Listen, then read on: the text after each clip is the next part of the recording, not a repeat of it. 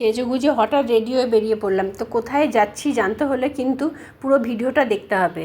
তো good afternoon বন্ধুরা, তোমরা কেমন আছো? আশা করি ভালোই আছো, আমরাও ভালো আছি। তো দুপুরে খাওয়া দাওয়া কমপ্লিট করে রেডি হয়ে বেরিয়ে পড়লাম।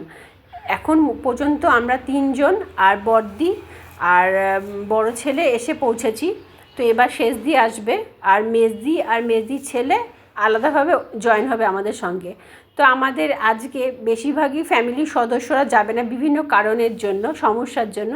তো দেখো আমরা সবাই একত্রিত হয়ে বাসে উঠে পড়েছি। বাস থেকে নেমেও গেছি। বাস থেকে নেমে আমরা অটোতে উঠেছি। আর অটোতে পেছনে 4 জন বসতে বলেছে, আর আমার মেয়ে বড়দির কোলে উঠে বসেছে। তো অটো থেকে নামার পর তারপরে এসে গেছি আমরা যেখানে আসার কথা ছিল। তো তোমরা নিশ্চয়ই চিনতেই পারছো আমরা কোথায় এসেছি। তো আমরা সবাই এসে গেছি, এই যে পরে মেজদিও এসে গেছে। তো আমরা একসঙ্গে জয়েন হয়ে এবার যাচ্ছি মায়ের মন্দিরে। তো আমাদের 2 দিন আগে প্ল্যান হলো যে একটু দক্ষিণেশ্বরের মন্দির থেকে ঘুরে আসি। তো 25 তারিখ শনিবার ছিল, তা ভাবলাম আমরা একটু ঘুরে আসি। তো এখানে প্রথমে এসেই আগে পুজো দেবো বলে ডালা নিয়ে নিচ্ছি। না, ডালা নেওয়ার পর তারপরে মন্দিরে যাব।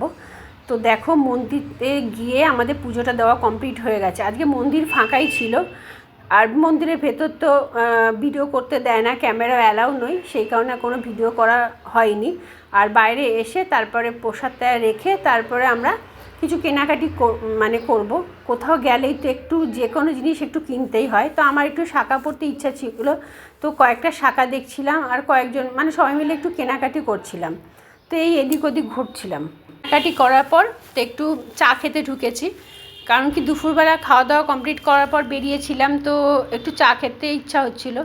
সবাই মিলে একসঙ্গে যে চা খাবে আর যে অন্য কিছু খেতে চাইবে তো খাওয়ার জন্য সবাই মিলে একসঙ্গে একটু ঢুকে পড়েছি। তো এখানে চাটা খাওয়ার পর তারপরে একটু বাইরে গিয়ে সবাই মিলে গল্প করব, তারপর যে যার বাড়ির দিকে রওনা হয়ে যাব। তো এই চাটা খাওয়ার পর তারপরে এখানে এসেছি দেখো হনুমানকে খাওয়ানোর জন্য। আমি অবশ্য খাওয়াইনি, আমার হাজব্যান্ড ছিল, তারপরে বড় জায়ের বড় ছেলে ছিল, তো ওরাই হনুমানকে খাওয়াচ্ছিল। আমার মেয়েও খুব ভয় পায়, আর সত্যি কথা সবাই খুব ভয় পায়।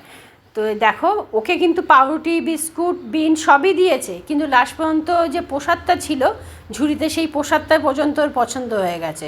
তো প্রসাদটা দিচ্ছিল না, দাঁত খেঁচাচ্ছিল। তো তারপর ও প্রসাদটা দিয়ে দিল, তাই প্রসাদটা নিয়ে ওর খুব সন্তুষ্ট হয়ে গেছে। তো অনেক হনুমান এসেছিল, অনেক। তো ওখান থেকে হনুমানকে খাওয়ানোর পর তো আমরা একটু এসে বসছিলাম। আর দেখো সন্ধ্যাবেলা মায়ের মন্দিরটা এত সুন্দর লাগছে, আলোয় আলোকিত, লাইটিংয়ে একদম চকচক করছে মায়ের মন্দিরটা। এরকম দৃশ্য অবশ্য আমি দেখিনি। সন্ধ্যাবেলায় আমার যাওয়া হয়নি, বেশিরভাগ সকালেই যাওয়া হয়েছে।